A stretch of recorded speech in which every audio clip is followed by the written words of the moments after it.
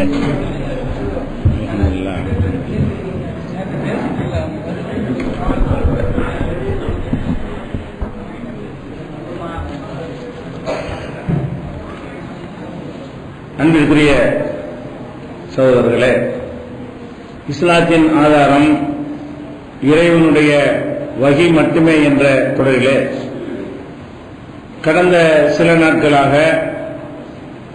மெஞ்ஞானம் என்ற பெயரிலும் ரகசிய ஞானம் என்ற பெயரிலும் அல்லாஹ்விடமிருந்து இன்னொரு வகையான வகி இருக்கிறது என்று சொல்லக்கூடியவர்களுடைய போலித்தனமான வாதங்களை நம்ம எடுத்து வைத்து அதற்கு இஸ்லாத்துக்கு சம்பந்தம் இல்லை என்பதை அறிந்து வர்றோம்.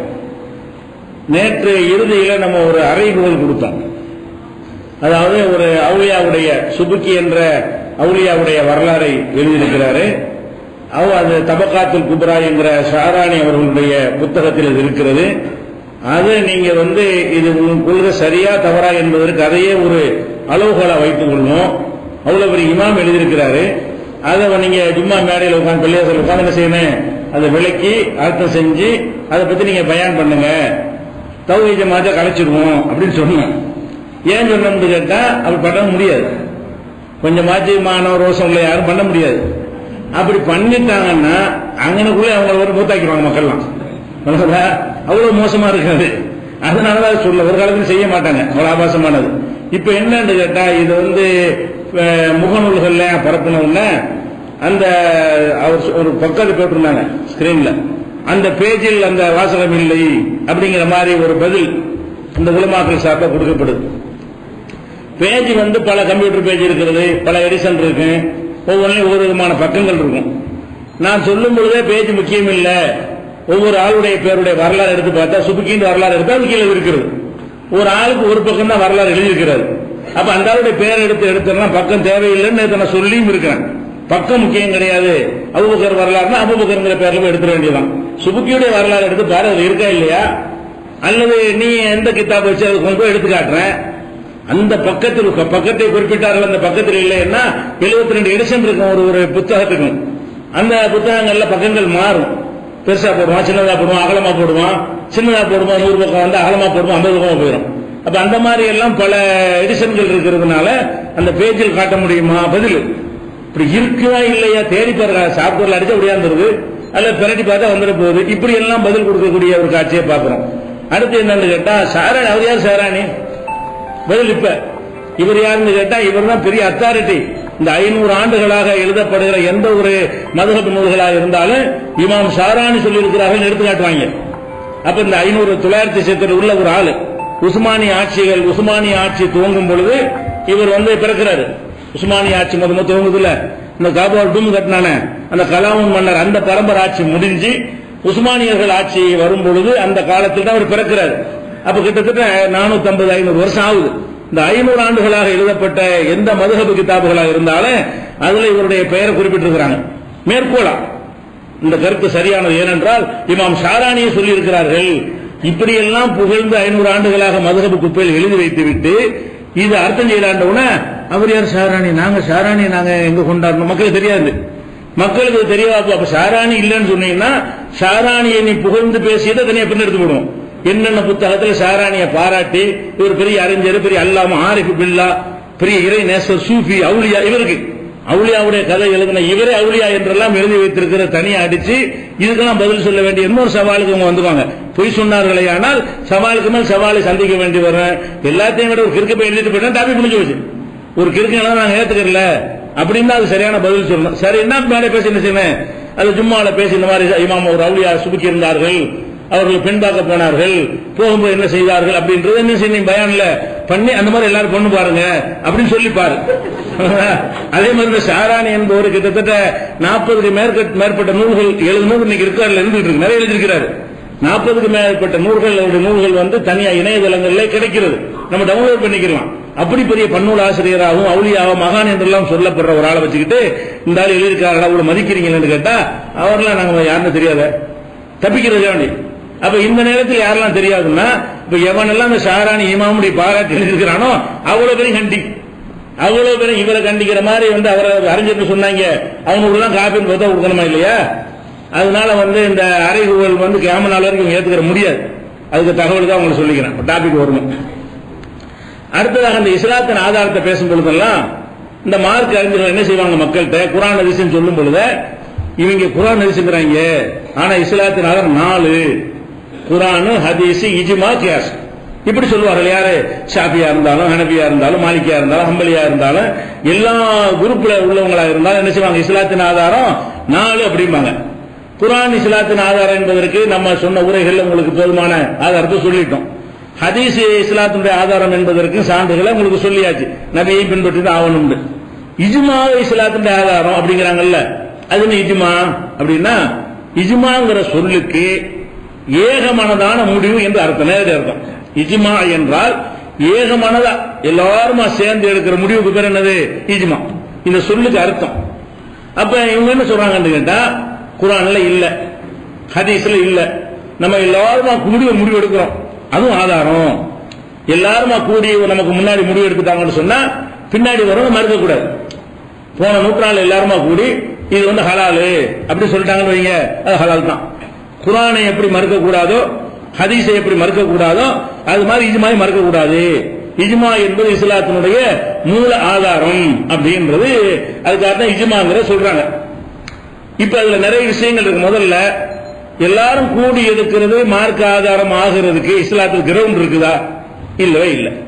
அல்லாஹ் குர்ஆன்ல என்ன சொல்றான்னு கேட்டா 5:3 சொல்கிறான், 5வது அத்தியாயம் 3வது வசனத்தில் சொல்கிறான், அல் யௌம அக்மல்து லக்கும் தீனக்கும், இன்றைய தினம் உங்கள் மார்க்கத்தை நான் முழுமையாக்கி விட்டேன்.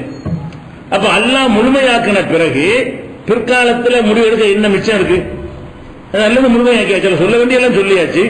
அப்ப அனைத்தையும் அல்லாஹ் நமக்கு சட்டமா தந்த பிறகு பிற்காலத்தில் வர்ற பிரச்சனையா இருந்தாலும் அதற்கான தீர்வு குர்ஆனில் இருக்கிறது, ஹதீஸில் இருக்கிறது.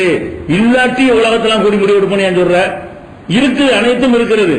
அப்ப இந்த ஒரு குர்ஆன் வசனத்துக்கு இஜ்மா என்று சொல்வார்களே, ஆனால் மார்க்கம் முழுமை அடையலைங்கிறாங்க. இந்த வசனத்தை மறுக்கிறார்கள். அல்லாஹ் முழுமையாக்கியதா சொல்றான், அதெல்லாம் ஆக கிடையாது. ஒவ்வொரு காலத்தில் நாங்களா சேர்ந்து முடிவெடுக்கக்கூடிய விஷயங்கள்லாம் இருக்கிறது, அதை அல்லாஹ் குறை வச்சுதான். அப்ப எப்படி நீங்க இது சொல்றீங்க? இஜ்மாண்டு வார்த்தையை சொல்லும் பொழுது அல்லாஹ்வே நீங்க குறை சொல்றீங்க. ஏகமனதாக நம்மளா மார்க்கத்தை முடிவெடுக்கலாம்னா அப்ப அந்த மார்க்கத்துல தரல நமக்கு. அல்லாஹ்வுடைய ரசூல் நமக்கு அனைத்தையும் முழுமையாக விளக்கவில்லையா? அவங்க இன்னும் குறை வச்சுட்டாங்களா? இல்ல. இன்னும் சொல்ல போனா அல்லாஹ் குர்ஆன்ல என்ன சொல்றான், வமா கான ரப்புக நசியா 19வது அத்தியாயத்துல 64 வசனத்தில் சொல்கிறான், உமது இறைவன் எதை மறக்கிறவன் கிடையாது. இதை மறக்கிற இறைவனா இருந்தா கூட சரி, அல்லாஹ் சொல்ற 4 விஷயம் மறந்து பாப்பா, நம்ம கண்டுபிடிச்சோன்னு சொல்லணும். இறைவன் மறக்கிறவனா? அப்ப அல்லாஹ் எதையும் மறக்க மாட்டான். 1000 விஷயத்தை சொல்ல நினைச்சு ஒரு 900 சொல்லிட்டு ஒரு 100 அல்லாஹ் மறந்துட்டு அப்படி விட்டுருந்தான்னு சொன்னா அந்த 100 நம்ம கண்டுபிடிக்கலாம். அவன் யாரு? அவன் எதையும் மறக்கவும் மாட்டான், முழுமையாவும் ஆக்கிட்டேங்கிறான். நம்ம கூட முழுமையாக்கிட்டோங்கிறதுக்கு சொல்லும் போது ஒரு முழுமையாகாத முழுமைன்னு சொல்லுவோம். நம்ம என்ன செய்வோம், ஒரு முக்காவாசி தமிழர்ல தண்ணி இருந்தா ஃபுல்லா இருக்குமோ. அல்லாஹ் சொல்றாங்க என்ன செய்யணும், ஃபுல்லாவே இருக்கணும். ஒரு சின்ன ஒரு சொட்டு போடுற கூட இடம் இல்லாட்டி தான் ஃபுல்லாச்சு நல்லா சொல்லுவோம். அல்லாஹ் ஒன்றை முழுமையாக்குவதாக சொல்வதற்கு, மனுஷன் ஒன்றை முழுமையாக சொல்வதற்கு என்ன இருக்குது, அதுக்கு அர்த்தம் இருக்குது. நிறைய குடத்து நிறைய தண்ணி இருக்குமோ, குடத்து நிறைய தண்ணி இருக்கு, முக்காவாசி இருந்தா அப்படி சொல்லுவோம். குளம் நிறைஞ்சு கிடக்குமோ, நிறைஞ்சு மேல தழுவிக்கு நிக்குமா? இருக்காது. அப்ப நிறைய என்கிற அர்த்தத்தை, நிறைய அதிகம்ங்கிற அர்த்தத்துக்கு என்ன செய்வோம், நிரம்பி இருக்கு, நிரப்பமா இருக்கு அப்படின்னு நம்ம சொல்லுவோம். மனிதன் அல்லாஹ்வுடைய அந்த அர்த்தம்லாம் கிடையாது. அல்லாஹ் இதை முழுமையாக்கினான் என்று சொன்னால் எந்த உலகம் அழிகிற காலம் வரைக்கும் யாரும் மார்க்க சம்பந்தமா முடிவெடுக்கிறது தேவையில்லை. எந்த ஒரு பிரச்சனை மிச்சம் வைக்கவில்லை, எல்லாமே சொல்லி முடித்தாகிவிட்டது. அதுக்குள்ளதான் போய் தேடணும். நீ புதுசாக ஒரு பிரச்சனை உனக்கு வந்தாலும் நீ நான் கூடி ஓட்டெடுப்பு நடத்தல இருக்க முடியாது. இந்த இதுக்கு முடிவெடுப்பதை பற்றி குர்ஆனில் ஏதாவது இருக்குதா, இதை பற்றி முடிவெடுப்பதற்கு ஏதுவான வசன ஹதீஸ்கள் இருக்குதா, அப்படிதான் தேடணும். தேடினால் கிடைக்கும். அப்ப அதுதான் அல்லாஹ்வுடைய மார்க்கம் முழுமையானதுக்கு அர்த்தம். அப்ப யாரெல்லாம் இஜ்மான்னு சொல்லுகிறார்களோ அவர்கள் எல்லாருமே என்ன முதல்ல குற்றச்சாட்டு வைக்கிறார்கள், அதாவது அல்லாஹ் இந்த மார்க்கத்தை குறை வைத்திருக்கிறான், ஃபுல்லா தரல, எல்லா விஷயங்களும் சொல்லிடல, அவன் சொல்லாத மார்க்க விஷயமே இருக்கிறது, அதை நாமளாக கூடி கூடி என்ன செய்யலாம், முடிவெடுத்துக் கொள்ளலாம். இது சரியா? அப்ப அல்லாஹ்வையே ஒரு குறை சொல்லக்கூடிய ஒரு சித்தாந்தம் இஸ்லாத்தின் மூல ஆதாரமா. இஜ்மான்னு நீ எப்ப ஏத்துக்கிட்டியோ அப்பவே ரெண்டையும் மறுத்துட்டப்ப. இஜ்மான்னு 3வது ஆதாரம் இருக்குன்னு ஒருத்தன் சொன்னாலேயே அவன் குர்ஆனை மறுக்கிறான் அர்த்தம். குர்ஆன் முழுசா இல்லைங்கிறான். குர்ஆன் முழுமையாக எல்லாம் சொல்லிட்டு அல்லாஹ் சொல்கிறான், அந்த வசனத்தை மறுக்கிறான். ஒரு வசனத்தை மறுத்தால் குர்ஆனை தான் மறுக்கிறான். அவன் அப்ப அல்லாஹ் இதை மறக்க மாட்டான் என்பதை மறுக்கிறான். அதே மாதிரி இன்னும் சொல்ல போனா அல்லாஹ் ஒரு விஷயத்தை விளங்கி கொள்ளுங்களேன். இப்ப இஜ்மாங்கறாங்கல்ல, ஏகபத்த முடிவு. இப்ப 4 விஷயம் தான் அதுல இஜ்மால இருக்க முடியும். ஒண்ணு, அல்லாஹ் ஒன்றை ஹலால் ஆக்கியிருப்பான், சரியா? அது பின்னாடி வந்தவங்க அது ஹலால் இல்லைன்னு சொல்லணும். அதான் இஜ்மா. இஜ்மா அப்படித்தானே வரும். ஒண்ணு அல்லாஹ் ஹலால்னு சொல்லியிருப்பான். அப்ப ஹலாலாக ஆக்கிய ஒன்றை பின்னாடி வந்தவங்க என்ன செய்யணும்? ஹராம்னு சொல்லணும். இப்படி செய்ய முடியுமா? செய்ய முடியாது. சரி, அல்லாஹ் ஹராம்னு சொல்லியிருப்பான் சில விஷயங்களை, அதை பின்னாடி வரும் ஹலால் ஆக்குவாங்க. அது செய்ய முடியுமா? அதுவும் செய்ய முடியாது. அல்லாஹ் கடமைன்னு ஆக்கியிருப்பான், பின்னாடி எல்லாரும் கூடி கடமை இல்லைன்னு ஆக்குவீங்களா? அல்லாஹ் கடமை இல்லைன்னு சொல்லி விட்டுருப்பான், பின்னாடி வரலாம் கடமை ஆக்கிடுவீங்களா? நீங்க நாள்ல எந்த இஜ்மா செஞ்சாலுமே அல்லாவோட மோதுறீங்க. அல்லாஹ் ஒன்றை ஹலால் என்று சொன்னதை நாங்க பின்னாடி மாத்தி ஹராமாக்குவோம். ஹலால்னா எதை தடுக்காம விட்டாலும் ஹலால் தரேன். அல்லாஹ் சில விஷயங்களை ஹராமாக்கி விட்டு மற்றதெல்லாம் விட்டுருவாங்க. ஹராமுக்கு பட்டியல் போட மாட்டான்ல. 4 விஷயத்தை சொன்னா 4 பேர் எல்லாம் ஹலால் அர்த்தம்.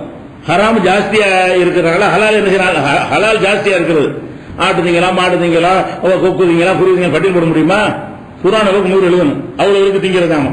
அப்ப உலகத்தில் திங்கக்கூடிய பிராணிகள் அவ்வளவு இருக்கும் பொழுது பன்னியை திங்காத, நாயை திங்காத, 4 இது முடிச்சிடலாம், அவ்வளவுதான். நீங்க எல்லாம் திண்டுக்கிட்டு இருக்கும். 4 விஷயம் 10 விஷயம் திங்காத எல்லாம் சொல்லிட்டான்னு சொன்னா எதை தடுத்து இருக்கிறானோ அதை தவிர மற்ற எல்லாம் ஹலால் அப்படின்னு இருக்கும்போது நீங்க ஒரு பறவை பிடிச்சிட்டே ஹராம்ங்கிற.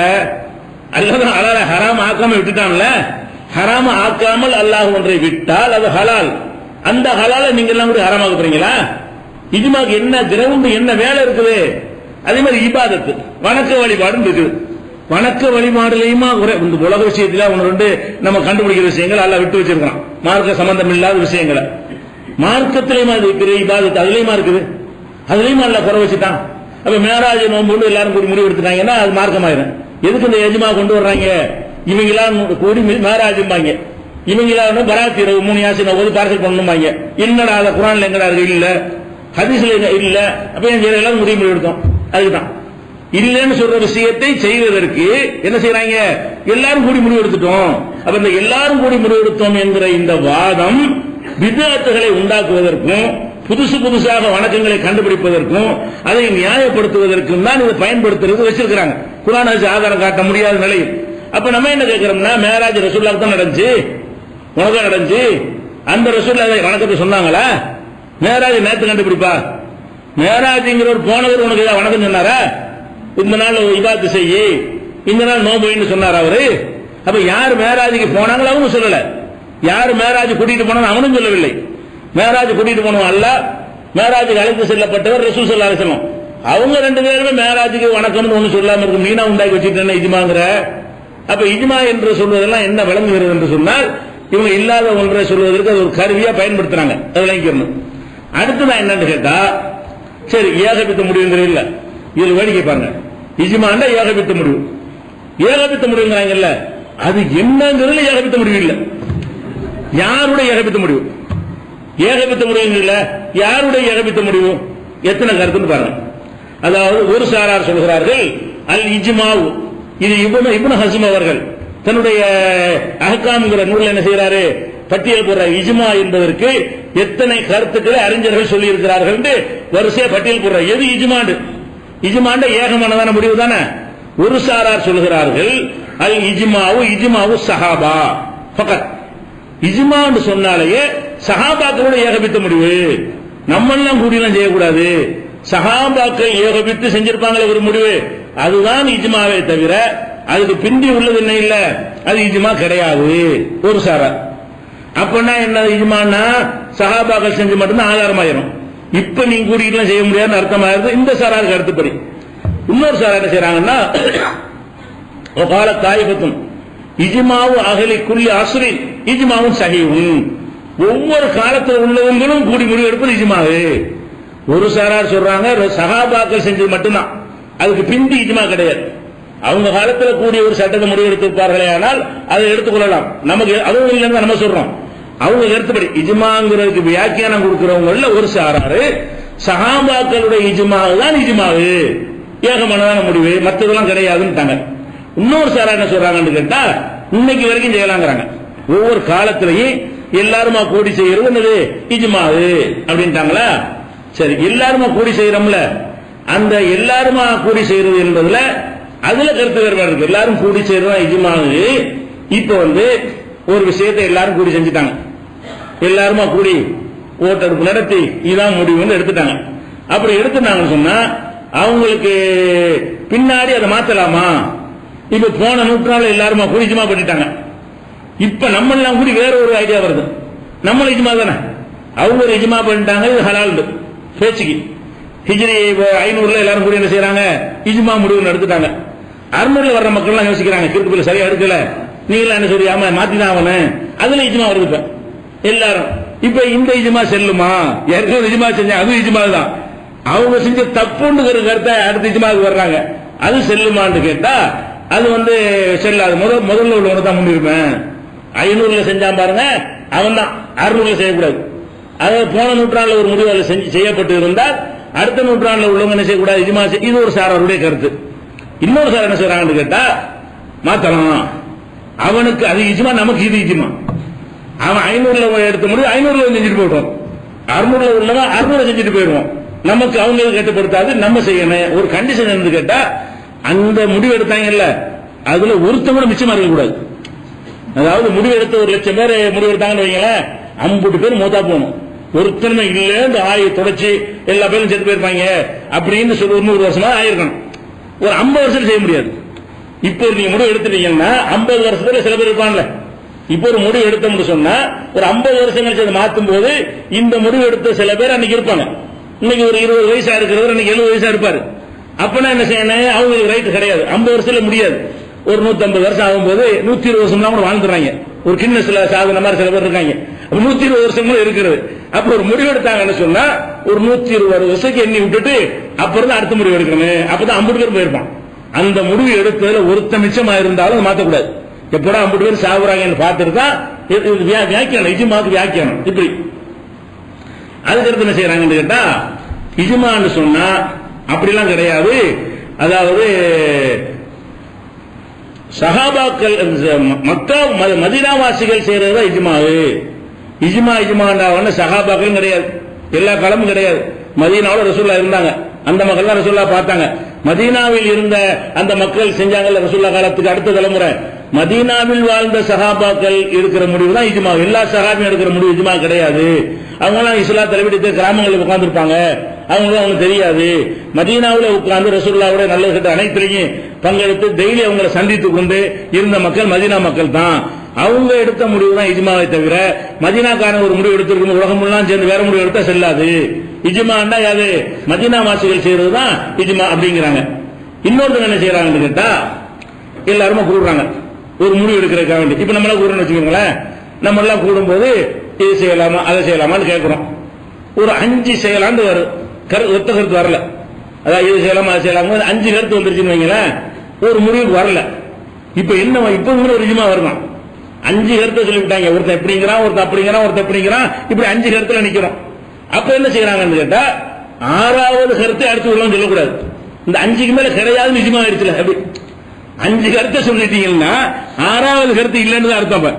அப்ப ஒரு காலத்தில் எல்லாரும் மசோரா பண்ணி 5 கருத்தை சொல்வார்களே, ஆனால் அந்த 5ல் எதுங்கிற 2வது கிட்ட அந்த 5ல் ஒன்றைத்தான் பின்னாடி வர்றவங்க இஜ்மாவில் எடுத்துக்கொள்ளணுமே தவிர 6வது சொன்னீர்களே ஆனால் அந்த இஜ்மாவுக்கு மாத்தோம். அந்த 5 கருத்தை சொன்னவனுக்கு இது தெந்த நிலையில இந்த 6வது நீங்க சொன்ன கருத்து யாருக்கு வரல, அந்த 5 கருத்தை சொன்னவனுக்கு வரல.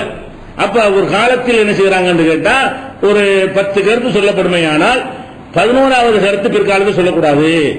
8 கருத்து சொல்லப்பட்டிருக்குமே, ஆனால் அந்த 8ல் ஒன்றை தான் நீங்க இஜ்மாவில் தேர்ந்தெடுக்கலாமே தவிர 9வது கருத்தை நீங்க என்ன செய்யக்கூடாது, சொல்லக்கூடாது. இது ஒரு இதான் இஜ்மா. இஜ்மாண்டா இது ஒரு வகையான இஜ்மா.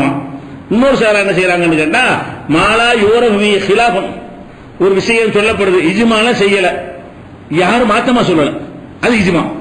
ஒரு கருத்து ஒரே கிதாப்லாம் எழுதிருக்கு, அதை எதிர்த்து யாருமே எழுதல. அப்படின்னா என்ன அர்த்தம், எல்லாம் ஏகமானதா முடிவு செய்தாங்கன்னு அர்த்தம். அப்ப ஏகமானதாக முடிவு செய்ய வேண்டியதில்லை. ஒரு கருத்து சொல்லப்பட்டு யாருமே அதை மறுக்கவில்லை என்று சொன்னால் அது என்னது, அது இஜ்மா, அதான் இஜ்மா அப்படிங்கிறாங்க. அதுக்கடுத்து என்ன செய்யறாங்கன்னு கேட்டா இன்னொரு சாரார் என்ன செய்யறாங்கன்னா மெஜாரிட்டி எல்லாரும் சேர முடியுமா, முடியாது. மோட்டர் படுத்த வேண்டியது 1000 பேர் இருக்காங்களா, 1501 பேர் கூடுங்கிறான், 499 பேர் கூடாதுங்கிறான், 501 பேர் சொன்னது மார்க்கும் தேர்தல் மாதிரி ஆக்குறாங்க. மார்க்கத்தில் என்ன செய்றாங்க, ஜனநாயகத்தில் எலெக்ஷன் போடுறாங்கல்ல, அந்த மாதிரி செய்து கொண்டு அது இஜ்மா, அக்ஸர் பெரும்பான்மை சொல்வது இஜ்மா அப்படிங்கிறாங்க. அது ஒரு சாரார். இன்னொரு சாரார் என்ன செய்யறாங்கன்னு கேட்டா, கூஃபாவாசிகள், கூஃபாவில் தான் அபு ஹனீஃபா இருந்தார், அவர் பேர் கூஃபின்னு அவருக்கு பேர். அவர் அங்க இருந்தா ஹனபியாக்கள் சில அறிஞர் என்ன சொல்றாங்கன்னா, அபு ஹனீஃபா மாதிரி அறிஞர்களுடைய கேந்திரமாக கூஃபா தான் இருந்தது. ஒரு காலத்துல கல்விக்கு சில ஊர் கேந்திரமா இருக்கும், எப்பவும் அப்படி இருக்காது. ஒரு காலத்துல எகிப்து கேந்திரமா இருக்கும், ஒரு காலத்துல பக்தாத் கேந்திரமா இருக்கும். ஒவ்வொரு காலத்துல அந்த கல்விமான்களும் கல்வி கூடங்களும் எங்க ஜாஸ்தியா இருக்கிறதோ அங்கதான் எல்லாரும் குவிஞ்சிருவாங்க. அந்த மாதிரி அவரு அறிமுகப்பட்டது. இது ஒரு காலத்துல எகிப்து மாதிரி கல்வி கேந்திரமா இருந்தது, ஒரு காலத்துல பாக்தாத் இருந்தது, ஒரு காலத்துல கூஃபா இருந்தது. அந்த அந்த காலத்தில் உள்ளவங்க என்ன சொல்லி வச்சுக்கிறாங்க, இஜ்மான்னு நம்ம கூஃபா வசதி செய்யணும், நம்ம ஊர்ல உள்ள ஞானம் எவனுக்கு இருக்கிறது. அப்ப கூஃபாவில் உள்ள கூஃபான்னு ஈராக்கில் உள்ள ஊர் தான், கூஃபாவில் உள்ள ஊர்களில் உள்ளவங்க எல்லாம் சேர்ந்து ஒரு முடிவெடுத்தார்களே ஆனால் அதுதான் இஜ்மா. வேற உலகத்தில் உள்ள எவனும் கிடையாது, என்ன எல்லா அறிஞரும் தான் இருக்கிறான் இந்த காலத்துல அப்படின்னு அந்த காலத்தில் ஒருத்தவங்க சொல்லிட்டு போயிட்டாங்க. அது ஒரு இஜ்மாவா. அதே மாதிரி அடுத்த இஜ்மா என்னன்னு கேட்டா, இஜ்மாங்கிறது ஷாஃபியாக்கள் சொல்றாங்க, இஜ்மா என்று சொன்னா அது இஜ்மா செஞ்சார்கள் என்று பரவி இருக்கணும், எல்லாருமா கூட்டி அது ஒரு ஆலோசனை பண்ணி முடிவெடுத்தாங்க என்று வந்தா தான் இஜ்மாவு. அப்படி இல்லாம தொன்று செஞ்சுட்டு வந்தாலும் இஜ்மா கிடையாது. இஜ்மான்னு செய்யறதை வச்சு முடிவெடுக்கூடாது. எல்லாருமே கூடினார்கள், கருத்து கேட்டார்கள், ஆலோசித்தார்கள், ஆய்வு செய்தார்கள், பிறகு ஒரு முடிவு வந்தார்கள் என்று கிடைச்சால் தான் இஜ்மா. அப்படி இல்லாமல் நம்மளா ஏதாவது செய்து கொண்டு வந்தோமே ஆனால் அதுக்கு பேர் என்ன இல்ல, இஜ்மா இல்ல அப்படின்னு ஒரு சாரார் சொல்றாங்க. இன்னொரு சாரார் என்ன செய்யறாங்கன்னு கேட்டா, மக்காவாசிகள் மதீனாவாசிகள் சேர்ந்து செய்யறதா இஜ்மாவு. எல்லா சஹாபி செஞ்சா இஜ்மாவு, மக்கா மதீனாவாசி செஞ்சா இஜ்மாவு, மக்கா மதீனா செஞ்சா இஜ்மாவு. ஒவ்வொரு காலத்திலும் செஞ்சால் அது இஜ்மா, அந்தந்த காலத்திலும் செஞ்சு கொள்ளலாம் இஜ்மாங்கிறது. இப்படி எல்லாம் சொல்கிறார்கள் ஒரு சாரார். அதே மாதிரி இன்னொரு சாரார் சொல்றாங்க, இஜ்மான்னு சொன்னா ஒரு உதாரணத்தை காட்டி சொல்றாங்க, மக்காவாசியும் சேர்ந்து மதீனாவாசியும் சேர்ந்து எல்லாரும் சேர்ந்து ஒரு முடிவு எடுத்தாங்கன்னு வைங்க. ஒரே ஒரு காலமும் இப்னு அப்பாஸ் விஷயம், ஒரு உதாரணத்துக்கு இப்னு அப்பாஸ் மட்டும் அதை மறுத்தான்னு வைங்க, அது நம்ம இஜ்மா, அது இஜ்மா கிடையாது. அது இஜ்மான்னா ஒரு நாள் கூட மறுத்திருக்க கூடாது. அப்படி என்ன செய்யணும், எல்லாருமா சேர்ந்து முடிவெடுக்கும் போது ஒரே ஒரு ஆள் மறுத்து விட்டாரே ஆனால் அப்ப இஜ்மா ஆகாது இப்படிங்கிறத சொல்றாங்க. இப்படி இஜ்மா என்னப்பான்னு கேட்டா எந்த இஜ்மா ஆதாரம் சொல்லு. சஹாபாக்கெல்லாம் சேர்ந்து எடுத்தது ஆதாரம்னா நீ இப்ப இஜ்மான்னு பேசக்கூடாது. அது உதாரணத்துக்கு என்ன சொன்னேன், இந்த மேராஜ் சஹாபாக்கெல்லாம் சேர்ந்து இஜ்மா பண்ணாங்கன்னு காட்டு. அல்ல நீ முதல்ல மௌலுக்கெல்லாம் சஹாபாக்கெல்லாம் இஜ்மா அது நிக்காது. அல்ல மதீனாவாசிகள் எல்லாம் சேர்ந்து முடிவெடுத்தாங்கன்னா அதுக்குள்ள ஆதாரத்தை காட்டு. மதீனா மக்காவாசிகள் செஞ்சாங்கன்னா அதுக்குள்ள ஆதாரத்தை காட்டு. அப்ப என்னைக்கு மசூரா பற்றி கூடுனாங்க அப்பதான் இஜ்மாவாகும். அப்ப எல்லாருமே என்னைக்கு மசூரா பண்ணாங்க, அறிஞர்கள் என்னைக்கு கூடுனாங்க, என்னைக்கு ஆய்வு செஞ்சாங்க, ஆய்வு செஞ்சு இந்த கருத்து எத்தனை பேர், அந்த கருத்து எத்தனை பேர் இப்ப முடிவு செஞ்சாங்க அப்படிங்கிறது இஜ்மா. அப்ப இஜ்மா என்னன்னு கேட்டா ஆளாலும் கொண்டு சொல்றாங்க, அந்தந்த காலத்துல செஞ்சுக்கலாம், ஒரு நூற்றாண்டுல செய்யறது அடுத்த நூற்றாண்டுல மாத்திக்கலாம், அது எல்லாம் செத்து போன பேர் மாத்திக்கலாம். இதுதான் இஜ்மாவுக்கு விளக்கமாக சொல்கிறார்கள். ஆனா இதுல சில பேரு நம்ம சொல்ற இஜ்மாலாம் கிடையாது, நம்மளை விட நெத்தி அடி அடிக்கிறாங்க. இஜ்மா பத்தி பேசும் பொழுது உதாரணமா எடுத்துக்கிட்டா அகமது இப்னு ஹம்பல் சொல்றாரு, அவரு 4 இமாம்ல ஒரு ஆள் தான். இஜ்மா மறுத்தனா நம்ம காபிரா போயிட்டோமா. அப்ப அகமது இப்னு ஹம்பலுக்கு என்ன செய்ய போறான்னு கேட்கணும். அகமது இப்னு ஹம்பல் சொல்றாரு, மனிதா உஜூதல் இஜ்மாய், இஜ்மா என்று ஒன்று இருப்பதாக எவனாவது வாதிடுவானையானால் அவன் பெரும் பொய்யன். இஜ்மா இருப்பதாக சொன்னால் என்னது, அவன் பொய்யன் என்று சொல்றாரு. ஏன் பொய்யன்கிறார்னா, ஏகபித்த முடிவு என்று சொன்னா, இப்ப இந்த காலத்தில் ஏகபித்த முடிவு என்று சொன்னா 200 கோடி மக்கள் நம்ம இருக்கிறோம் முஸ்லிம்கள். உலகத்தில் முஸ்லீம் எவ்வளவு இருக்கும், 200 கோடி பேர் நிக்கிறோம். இந்த 200 கோடி பேரையும் பார்த்து ஒருத்தட்டையா போய் ஓகேயா ஓகே இப்படி எடுத்தா தான் இஜ்மா வரும். நீங்களா 10 பேர் உட்காந்து பேப்பர் எழுதுங்க இஜ்மா ஆயிருமா, போய் தான் நீங்க சொல்ற. நீங்க எப்ப எல்லாத்தையும் கருத்து கேட்ட, எந்த நூற்றாண்டுல எடுத்த முடிவாக இருக்கட்டும், நீங்களா மதீனாவுல 10 பேர் குடிக்கிறீங்க, ஒரு முடிவு எடுப்பீங்க, ஊர்ல 50 பேரையும் கருத்து கேட்டியா, உலகத்தில் 50 பேரையும் கேட்டியா. சஹாபாக்கள் இஜ்மா அதுல கலந்துட்டு லிஸ்ட் கொண்டா கைது போட்டு காட்டு. சஹாபாக்கள் இஜ்மா செஞ்சாங்க இல்ல, என்னைக்கு கூடுனாங்க, அதுல 50 சஹாபாக்கள் இருந்தாங்களா, அதுக்குரிய ரிட்டர்ன் ஆதாரம் என்ன, அபூபக்கர் வந்தாரு, உமர் வந்தாரு, உஸ்மான் வந்தாரு, அப்படி எப்படி காட்டு. ஏதோ சஹாபி விட்டுருக்கான்னு பார்ப்போம். சஹாபாக்கள் இஜ்மா சொன்னாலும் பொய் தான், அப்படி நடந்தது கிடையாது. தாபீன்கள்லாம் இஜ்மா செஞ்சாங்கன்னாலும் அதுவும் பொய் தான், நடந்தது கிடையாது. அப்ப இஜ்மா என்று சொல்வதா ஏகமானதான முடிவு என்று ஒன்றை சொல்வதாக இருந்தால் ஒரு ஓட்டெடுப்பு கருத்து கணிப்பு நடத்தணுமா இல்லையா? இந்த கிரீஸ்ல கருத்து நடத்திருக்காங்களா இல்லையா? நடத்தி என்ன செய்யறாங்க? கடன்லாம் ஏமாத்திட்டு போயிடும், கொடுக்க வேண்டியது தேவையில்லை, ஓட்டு போட்டுறாங்க. இன்னைக்கு அது முடிவுன்னு சொல்லு, அது மெஜாரிட்டியில செஞ்சிருக்கிறாங்க. அப்ப இஜ்மாங்கிறியப்பா இஜ்மா நடந்துச்சுன்னு ஏதாவது ஒரு மசாயிலுக்கு சொன்னால் அந்த மசாயிலில் அன்று வாழ்ந்த நீ யாரை வேண்டாலும் வச்சுக்க, சஹாபின்னு வச்சுக்க, எல்லா சஹாபின்னு சொன்னா நிரூபி, தாபிங்கிறியா அதை வச்சுக்க, எல்லா தாபியும் சொன்னாங்க லிஸ்ட் கூட்டு, இவ்வளவு தாபி தான் வாழ்ந்தாங்க, அவ்வளவு பேரும் சொன்னாங்கன்னு என் பட்டியல காட்டுகிறார். யாரு? அகமது இப்னு ஹம்பல் கேட்கிறாரு. அல்லது மதீனாவோட உலமாக்கள் தாங்கறியா வச்சுக்கிடுவோம், ஒரு விஷயத்துல இஜ்மா செஞ்சாங்கறியில அன்றைக்கு இருந்த மதீனா உலமா லிஸ்ட் எல்லாம் கொண்டு வந்து ஒவ்வொருத்தரும் ஆமாண்டாங்கன்னு காட்டு. ஒவ்வொருத்தர் என்ன செய்யணும்? இவர் ஆமான்னு சொன்னாரு, இவர் ஓகே சொன்னாரு, அப்படி காட்டு. ஒண்ணு காட்டல தானே? நீங்களா கூடிக்கிறீங்க, இஜ்மான்னு வார்த்தையை போட்டுக்கிறீங்க, பொய் தான் அப்படி பேர் சொல்றீங்க. அப்ப இஜ்மா என்று இருப்பதாக ஒருவன் சொன்னால் அவன் பொய் சொல்றான், அப்படி நடக்கவே இல்லைங்கிறாரு. ஏகமானதான் எப்படி பண்ணி சொல்லுவ? உலகத்துல அத்தனை பேரையும் அறிந்து கொள்ளாமல் இப்படி ஏகமானதுங்கிறது. இப்ப நம்மளே ஒரு மெட்ராஸ்ல ஒரு முடிவு எடுக்கிறோம், நம்மளுக்குள்ள கூடி ஓகே சொன்னா ஏகமானது ஆயிருமா? நீங்க மட்டும் தானே இருக்கிறீங்க, இப்ப நீங்க மட்டும் தான் இருக்கிறீங்களா இந்தியா, தமிழ்நாட்டில், இந்தியாவில்? அப்ப உங்கள்கிட்ட கருத்துக்கு கைத்துக்கிட்டீங்க, முஸ்லீம்கள் ஏகமானதா முடிவு செய்ய சொல்ல முடியுமா? பொய் தானது. முஸ்லீம்கள் ஏகமானதா முடிவு செய்யறாங்கன்னா முஸ்லீம் கூட கூட்டு வரத்துல, தமிழ்நாட்டு முஸ்லீம்கள் முடிவு செஞ்சாங்கன்னா கூட்டு தமிழ்நாட்டு முஸ்லீம் எல்லாம் ஒருத்தவங்க கூட வீட்டில் இருக்கக்கூடாது, 50 பேர் வந்துடணும், 50 பேரும் கைத்துக்கி பார்க்கணும். அப்படி சொல்லணும். எங்கேயாவது முஸ்லீம் போய் தேடிட்டு வரணும். ஒரு வீட்லயா போய் இந்த வந்திருக்கிறது முஸ்லீம் இருக்கிறானா, இந்த மதீனா பீச்ல கூடி 50 பேர் தானா, வேற எங்கேயாவது வீட்டுல சந்தில முதல் இருக்காங்க தேடி பார்க்கணுமா இல்லையா? ஒத்துருமே இல்லைங்க, எல்லா வீடும் காலி, எங்கேயுமே இல்ல, அப்பதான் இஜ்மான்னு சொல்லணும். அப்ப அவர் என்ன அழகா கேட்கிறாருன்னா, எல்லாரும் சேர்ந்து முடியும் எப்படி இம்பாஸ் சாத்தியமே இல்லையப்பா, எப்படி எப்ப எல்லாரும் சேர்ந்தாங்க? இந்த காலத்திலயாவது பேஸ்புக் இஜ்மா பண்ணி போறாங்க, உலகம் போறான். அந்த காலத்து எப்படி ஒருத்தர் ஒரு ஊர்ல எடுத்த முடியும் அடுத்த எப்ப தெரியும்? மதீனாவோட உள்ளவெல்லாம் முடிவு எடுக்கிறான்னு மக்கா காரணம் தெரியுமா? எப்ப தெரியும்? 3 வருஷத்துக்கு தெரியும். மதீனா வாசி முடிவு எடுத்துன்னு செய்யும் வியாபாரத்தில் ஊத்துறீங்க போய் அங்க ஒரு பிரச்சனை ஆகும் போது இல்லையே நாங்க 3 வருஷம் முடியும் அப்படிம்பாரு. அப்படியா? அப்ப அந்த மாதிரி இருந்துச்சு, பேப்பர் இருந்துச்சா, டிவி இருந்துச்சா, எந்த வகையில தெரியும்னா? ஏதாவது ஊர்ல பகதாதுல கூடிய முடிவு எடுக்கட்டுமே. அது ஒரு காலத்தில் உள்ள அத்தனை பேர் முடிவு எடுக்கிறாங்கன்னா ஒவ்வொரு ஊர்ல எடுக்கணுமா? நம்ம என்ன கேட்கிறோம்? ஒவ்வொரு காலத்தில் எடுக்கிற முடிவு தானே. இப்ப காலம்னு எடுத்துக்கிட்டா தமிழ்நாட்டில் நம்ம எடுக்கிறோம், தமிழ்நாட்டில் உள்ளவங்க கூடி எடுத்தா கேரளா கட்டுப்படுத்துமா? தமிழ்நாட்டில் உள்ளவங்க கூடி இஜ்மா பண்ணிவிட்டோம், இது கேரளா காரனை கட்டுப்படுத்துமா? பதில் சொல்லு. கட்டுப்படுத்தும்னா அப்ப அவனையும் கூட்டு யாரு முடிவு எடுத்தா? அப்படி நீங்க வேற கூட்டிட்டு இஜ்மாங்கிறீங்க. தமிழ்நாட்டிலே ஒரு கேள்வி கேட்பான், அது எப்படி வட மாவட்டம் தனியாடு தென் மாவட்டம் தனியாடுமா ஒருத்தன்? அப்ப எப்படி நீங்க எடுப்பீங்க? ஊருக்கு கூட எடுத்து ஒருத்தன் சொல்லுவான், மெட்ராஸ்காரனியா மதுரைக்காரனை கூப்பிடுற அப்படின்னு சொல்லுவான். என்ன சொல்ல வர இஜ்மாண்டு? அப்ப இஜ்மா என்கிறதே முதல்ல கிடையவே கிடையாது, பொய், அப்படி நடக்கவே நடக்காது என்று அகமது நம்ம நினைச்சாரு பொய் என்கிறார். இதை விட நிலாம்னு ஒருத்தர் சொல்றாரு, இஜ்மா இருக்குது, அவர் தான் அதை விட நல்லா கொடுக்கிறார். இஜ்மா என்ன தெரியுமா? எத்தனை பேர் சொல்றாலும் பார்க்காதீங்க, குர்ஆன் ஆதாரத்தில் ஒருத்தன் பேசினா அவன் இஜ்மா. இந்த இஜ்மாக்காரங்களுக்கு இதை விட ஒரு மறுநாடு இருக்க முடியாது. இஜ்மான்னு ஒன்று இருக்குது. இஜ்மா என்று சொன்னால் அன் குல்லி கௌலின் காமத் ஹுஜ்ஜத்துஹு, எந்த சொல்லுக்கு ஆதாரம் இருக்கிறதோ அதான் இஜ்மா. 50 பேர் கூடாதுங்கிறாங்க, ஒருத்தன் வந்து இந்த குர்ஆன்ல இருக்குங்கிறான், இதான் இஜ்மா. 50 பேர் வந்து இஜ்மா இல்லைங்கிறார் அவர். இஜ்மான்னு என்ன? இதுதான் இஜ்மா ஆகணும். அவர் எதுக்கு சொல்ல வர்றாரு? இஜ்மா என்று நீங்களா வரக்கூடாது. எதுல நீ இஜ்மா வரணும்? ஏகபித்த கருத்து, அனைவரும் தங்களுடைய கருத்தை விட்டு ஒருத்தன் கருத்துக்கு வரணும். ஏன்? இந்த ஒருத்தன் தான் குர்ஆன்ல பேசுறான். எப்படி ரசூலுல்லாஹ் காலத்தில் மரணித்த போது அனைத்து சஹாபாக்களும் மரணிக்கவில்லை என்று சொன்னார்களோ, ஒரே ஒருத்தர் மட்டும் மரணித்ததா சொன்னார், அதே இஜ்மா. அபூபக்கர் மட்டும் தானே சொன்னார் மரணித்து விட்டார்கள் என்று. மற்ற எல்லாரும் ரசூலுல்லாஹ் மௌத்தா போலன்னு சொன்னாங்கல்ல, அனைவரும் கூடி ஏகமானதாக வெட்டிடும் குத்திடும் நின்றாங்க. ஒருத்தருக்கு ஆதாரம் இருந்துச்சு, அதை சொன்னார், எல்லாம் வந்துட்டாங்க, அதான் இஜ்மா.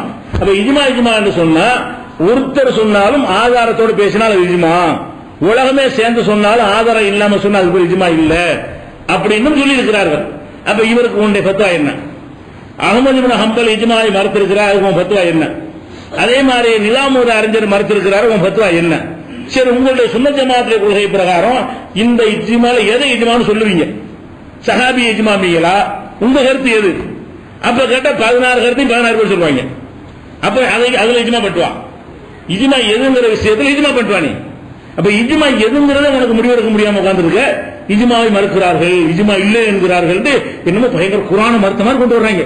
அது ஒரு கேலி கூத்து. சாதாரண மறுக்கணும், என்னமோ இஜ்மா மறுத்துட்டா என்னமோ இஸ்லாத்தை விட்டு ஓடி போற மாதிரி இஜ்மாவே மறுக்கிறாரு சவுண்ட் கொடுத்துருவது. இஜ்மாவே மறுக்கிறது அழுத்தமா பேசினா என்னது? இஜ்மா மறுக்கத்தானே செய்யறோம். இல்லாத ஒண்ணு பொய்யா, நீ பொய் சொல்ற, இதை விட அழுத்தமா மறுப்போம். இஜ்மான்னு ஒண்ணு கிடையாது. அடுத்து என்னன்னு கேட்டா, சரி நான் கேட்கிறேன், இஜ்மாங்கிறீங்கள, இஜ்மாங்கிறது ரசூலுல்லாஹ் காலத்தில் இருந்து இன்னைக்கு வரைக்கும் ஒரு உதாரணம் சொல்லி இஜ்மாவுக்கு. இஜ்மான்னு ஒண்ணு இருக்குல்லப்பா, இஜ்மா ஏகமானதாக எடுக்கிற முடிவும் ஆதாரம் புரியல.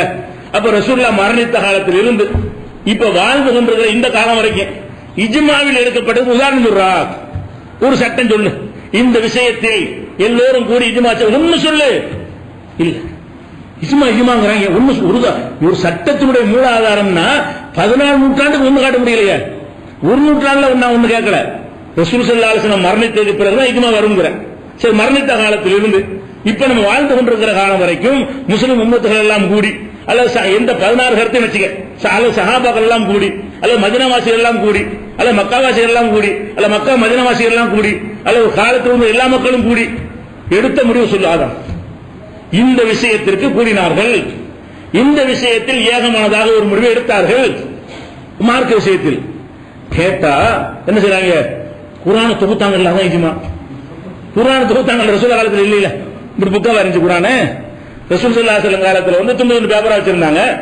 அதை பேப்பர்ல எலும்புகள்லையும் தோள்கள்லையும் எழுதி வைத்திருந்தார்கள். குர்ஆனை தொகுக்கணும் ஒரு பிரச்சனை வரும்பொழுது அபூபக்கர் மறுக்கிறாரு, உமர் வற்புறுத்துறாரு. அந்த சம்பவம் வரும், குர்ஆன் தொகுக்கப்பட்ட வரலாறு வரும். அப்ப இது ரசூலுல்லாஹ் செய்யாத ஒன்றைத்தானே அபூபக்கர் செஞ்சார்கள், ஜமாத் எல்லாம் ஏற்றுக்கொண்டார்கள் அப்படிங்கிறாங்க. இதுல என்ன மார்க்க விஷயம் இருக்கு? குர்ஆன்ல ஒரு ஆயத்தை சேர்த்துட்டாரா? அட குர்ஆன்ல உள்ளத அது அவர் செஞ்சோட அட்வான்ஸ் நம்ம செய்யறோம். இப்ப அவர் பேப்பர்ல இருந்தா இப்ப கம்ப்யூட்டர் செஞ்சு வச்சுட்டோமே. அட குர்ஆன்ங்கிறது அந்த அல்ஹம்துலில்லாஹ்ங்கிற ஓசை தான். அந்த ஓசையை வெளிப்படுத்துவதற்கு எழுத்து. இந்த எழுத்தை அன்றைக்கு உள்ள முறைப்படி நினைஞ்சாங்க, எழுதி வைத்துக் கொண்டார்கள்.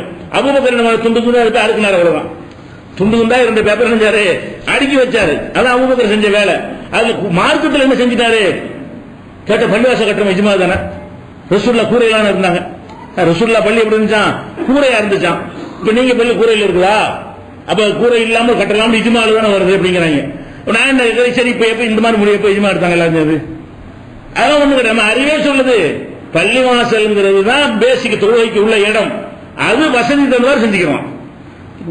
குடிசை கிடைக்கிற காலத்தில் குடிசையை போட்டுக்கிறோம், காங்கிரீட் கிடைக்கிற காலத்தில் காங்கிரீட் போட்டுக்கிறோம், ஒண்ணும் கிடைக்காத காலத்தில் சாமியான போட்டு கூட தொழுவோம். இதெல்லாம் வசதியை பொறுத்து நம்ம ஏற்றுக்கொள்ள. பள்ளிவாசல்ங்கிறது இன்னும் மெட்டீரியல் செய்யணும் இருக்கா? பள்ளிவாசல் என்றால் அதனுடைய தூண் இந்த மெட்டீரியலாக இருக்க வேண்டும், அதனுடைய முகடு இந்த மெட்டீரியலாக இருக்க வேண்டும், அதனுடைய தரை இந்த மெட்டீரியல் அப்படி இருந்தா அது மாத்தம்னு சொல்லு. பள்ளிவாசல் என்ன? அல்லாஹ்வை தொழுவதற்கு நாமளா ஒதுக்கி கொள்ற ஒரு இடம். அல்லாஹ் வாங்கி தந்த இடம் கூட கிடையாது. பள்ளிவாசல் அல்லாஹ் வாங்கி தந்தா நம்ம தான் வசூல் பண்ணி என்ன செய்யறோம்? இடத்தை வாங்குறோம். பள்ளிவாசலுக்கு இடத்தை வாங்குறது நம்ம காசு தான் வாங்குறோம், நம்ம தான் வாங்குறோம். எது பள்ளிவாசல் நம்ம தான் முடிவு எடுக்கிறோம். 5 ஏக்கர் இடத்தை வாங்கிட்டீங்க, வாங்கிட்டு ஒரு கிரவுண்ட்ல கட்டி தான் பள்ளிவாசல் இதெல்லாம் பள்ளிவாசல் இல்லைங்கிறீங்க. பள்ளிவாசல் வசூல் பண்றோம். 5 ஏக்கர் இடம் வாங்கிட்டோம், வாங்கி என்ன செய்யறோம்? 1 ஏக்கர்ல பள்ளிவாசல் கட்டிக்கிறோம். நீ 1 ஏக்கர் ஒரு கிரவுண்ட்ல பள்ளிவாசல் மீதி எல்லாம் சும்மா விட்டு வச்சிருக்கிறோம். அது பள்ளிவாசலா? ரசூல் ஸல்லல்லாஹு அலைஹி வஸல்லம் பள்ளிவாசல் இடத்தை வாங்கி பள்ளிவாசல் கொஞ்சம் இடத்துல வச்சிருந்தாங்க. மீதி இடத்துல விளையாட்டுல இருந்துச்சு, ஜகாத்து பொருளை குவிச்சு வச்சிருந்தாங்க, அதுக்கு இடம் இருந்துச்சு. தண்டனை நிறைவேற்ற இடம் பள்ளிக்குள்ளதான் இருந்துச்சு. அதெல்லாம் பள்ளிவாசல் ஆக்கப்படல. பள்ளிவாசலுக்கு வாங்கின இடத்தை கூட எது பள்ளிவாசல் முடிவு எடுக்கிறது நம்ம கையில் இருக்கிறது, தேவைக்கு தகுந்த மாதிரி. ஊர்ல மக்கள் தொகை பெருகிருச்சா 10 கிரவுண்ட்ல கட்டிட்டு போ. ஊர்ல மக்களே இல்லையா, எதுக்கு ஒரு காசு விடுறாங்கிற 50 பேருக்கு அளவு கட்டிட்டு போ. இதுதான் விஷயம். அப்ப இன்னைக்கு அந்த பேரிச்சம்பழம் தான் கிடைக்கும், மேலால தான் கட்டுவோம். எப்படி வீடுகளுக்கு நம்ம கிடைக்கிற மெட்டீரியலை பயன்படுத்தி மாற்றிக்கொண்டோமோ, அது கட்டிடத்தில் செய்கிற மாற்றமா மார்க்கெட் செய்யற மாற்றமா? ரசூலுல்லாஹ் காலத்தில் வீடும் குறையிலான இருந்துச்சு, நீ மாத்திக்கிட்டீல்ல. ரசூல் ஸல்லல்லாஹு அலைஹி வஸல்லம் காலத்தில் ஒவ்வொருத்தருடைய வீடு எப்படி இருந்துச்சு? கூரையா தான் இருந்துச்சு. இப்ப கூரையில இருக்கிறீங்க. கூரையை கட்டடமா மாத்தியது மார்க்குங்கிற அடிப்படையில் மாத்தல. இந்த காலத்தில் உள்ள வசதியை பயன்படுத்திக் கொள்கிறோம். பள்ளிவாசல் என்ன? அல்லாஹ்வுக்கு ஒதுக்கி மனசால ஒதுக்குறோம்ல, அந்த இடம் தான். தொழுகைக்குன்னு ஒதுக்கிட்டோமா, அது கூடையா இருக்கலாம், குடிசையா இருக்கலாம், கட்டடமா இருக்கலாம், ஓப்பனா இருக்கலாம், எப்படி வேணாலும் இருக்கலாம். இறைவனுடைய ஆலயம் முடிவு எடுத்து விட்டால் இதே இந்த ஆலயம், அவ்வளவுதான். அப்ப என்ன செய்யறாங்கன்னு கேட்டா, குர்ஆனை தொகுத்தது இஜ்மாவு. இஜ்மா இல்லாட்டி குர்ஆன் தொகுக்க முடியுமா கேக்குறாங்க. என்னோட மனப்பாடம் பண்ணி வச்சிருந்தாங்க, அதான் குர்ஆன் முடிஞ்சு வச்சு வேலை. மனப்பாடம் பண்ண எழுதி வச்சா இஜ்மா மார்க்கத்தில் செஞ்சுட்டாங்கன்னு அர்த்தமா? அல்ல எழுதுறதுக்கு பதிலாக கம்ப்யூட்டர்ல டைப் பண்ணி வச்சுக்கிட்டா அவர் புதுசா ஏதாவது செஞ்சுட்டான்னு அர்த்தமாகுமா? அல்ஹம்துலில்லாஹ் வேற மாதிரி மாறி போயிருமா? அப்ப மார்க்கத்தில் செஞ்ச இஜ்மா காட்டுன்னு கேட்டா குர்ஆனை தொகுத்தது ஆதாரம். குர்ஆனை தொகுத்தது எங்க தொகுத்து? குர்ஆனை தொகுத்து மார்க்கத்தில் என்ன செஞ்சாங்க? குர்ஆன்ல உண்டாக்கணும்னு சொல்லு ஒரு ஆயத்தை சேர்த்தாங்க, ஒரு ஆயத்தை நீக்கினாங்க, 114 சூறா 2 சூறா கழிச்சு விட்டாங்கன்னு சொல்லு இஜ்மான்னு சொல்லுவோம். அப்படி சொன்னா அன்னைக்கு காலி பண்ணிருப்பாங்க மக்கள்லாம். சொல்லிருக்க முடியுமா? குர்ஆனை நீக்க முடியுமா? அப்ப அந்த மார்க்கம் அவ்வளவு பாதுகாப்பா இருந்திருக்கிறது. இவங்க நிர்வாகத்துக்கு செய்யற உலக ஏற்பாடு, உலகத்தில் செய்யக்கூடிய வசதிகள் இருக்குல்ல, அந்த காலத்துல எலும்பு தோல்லான செஞ்சாங்க. எலும்பு தோல்ல என்ன செஞ்சாங்க? எழுதி வைத்துக் கொண்டாங்க. அகலமான எலும்புகள்லையும் தோள்கள்ல எழுதி வைத்துக் கொண்டார்கள். நீங்க எழுதி வச்சுக்கிறீங்க பேப்பர்ல. அப்ப நீங்க எல்லாம் சேர்ந்து இஜ்மா பண்ணி நடத்துமா? இப்ப அபூபக்கர் செஞ்ச வேலையை விட அட்வான்ஸ் வேலை நீங்க செஞ்சிருக்கிறீங்களே. அப்ப இதுக்கு என்ன அர்த்தம்? அந்த காலத்துல அது கிடைச்சு அதை பயன்படுத்தினாங்க, இந்த காலத்துல இது கிடைச்சு இதை பயன்படுத்தினாங்க. டிரெஸ்ல இருந்து எல்லாத்துலயுமே பயன்படுத்திட்டு இருக்கிறோம். பேனாவை பயன்படுத்துறோம், தொட்டு எழுதிட்டு இருந்தாங்க. இப்ப தொட்டு எழுதிட்டு இருக்கிறோம் இல்ல, அந்த மாதிரி பயன்படுத்திட்டு போறதுதானாங்க இது. அப்ப இஜ்மாங்கிறது நடக்கும்னு சொன்னார்களே, ஆனால் ஒரே ஒரு மசாலாவுக்கு, ஒரே ஒரு சட்டத்திற்கு இந்த விஷயம் ஹலால் என்று எல்லாரும் முடிவெடுத்தோம் சொல்லு பாப்போம். இந்த விஷயம் ஹராம் என்று நாங்கள் மார்க்க விஷயத்தில் ஒட்டகத்தில் போகலாமா, கார்ல அதெல்லாம் பேசக்கூடாது. ஒட்டகத்தில் போனார்கள், நீ கார்ல போகலாமா இதெல்லாம் கேட்கறாங்க. இதுல மார்க்கமா? ஒட்டகத்தில் ரசூலுல்லாஹ் இருந்தா கூட கார்லாம் போயிருப்பாங்க. காருங்கிறது உலகத்தில் உள்ள வசதிகள், வசதிகள் கூடும் பிறகு மாத்திக்கிட்டே இருக்கும். அந்த வசதிகளை அந்த காலத்தில் உள்ள மக்கள் பயன்படுத்திக் கொள்வார்கள். மார்க்க விஷயத்தான் பேசுறோம், மார்க்கத்துக்கு தான் இஜ்மா இருக்காங்கிற டாபிக் வர்றோம். உலகத்துக்கு இஜ்மா பண்ண நாங்க மறுக்கவே இல்லை. எல்லாரும் சேர்ந்துதான் ஒருத்தர் ஆட்சியை கொண்டாந்து வைக்கிறீங்க, இஜ்மா தான் அது. மெஜாரிட்டி சொல்ல போனா மெஜாரிட்டியா ஒருத்தன் அது இல்லைன்னு சொல்ல போறோம், ஏத்துக்கிறது தான் செய்வோம். இப்ப நாளைக்கு என்ன சாப்பாடு போடலாம்னு எல்லாம் கேட்கிறோம். சாப்பிட போற மக்கள் நீங்க தான். ஒரு ஆள் குஸ்கா குழம்பு இப்படி சொல்றீங்க, கை தூக்குங்கிறோம். பிரியாணிக்கு ரொம்ப கை தூக்குறீங்க ஆமாண்டுவோம். இது செஞ்சுட்டு போங்க, யார் வேணாண்ட இது மக்கள்கிட்ட கேளுங்க. அவங்க சாப்பிடுறது முடியாது, தீனு இவங்க முடிவா? 2 காத்து 4 காத்து வருதா? என்ன ஓதுறது உங்க கையில அதெல்லாம் இருக்கிறது? என்னைக்கு நோன்பு வைக்கிறது அதெல்லாம் உங்க கையில இருக்கிறது. அப்ப நம்ம கையில் உள்ள விஷயத்திற்கு நீங்க இஜ்மா பண்ணுங்க. நீங்க சட்டம் எழுதாட்டம் அவன் பண்ணிக்கிறோம், நீங்க என்ன எழுதுறதுக்கு இடையில நீங்க எது தேவை? அந்த எல்லா ஜாதிக்காரனும் பண்றானே, எல்லா மதத்துக்காரனும் பண்றானே. அவன் ஒரு பிரச்சனை வரும் எல்லாம் ஒன்னா கூடிய முடிவு தானே செய்யறாங்க. அவனுடைய தேவைகளுக்கு இஜ்மா செய்து கொள்வது என்பதற்கு எந்த மார்க்க அறிஞரும் தேவை கிடையாது. அந்தந்த மக்களை தன்னால ஒரு கம்மா இருக்கிறது ஏறி உடையுது கூடி இஜ்மா சொல்லிவாங்க. ஒருத்தவங்க வீட்டில் இருக்கக்கூடாது, ஏன் ஊர் அழிஞ்சு போயிருமே, எல்லாமே அடைக்கிறதுக்கு போய் நில்லுங்கடாம்பாங்க.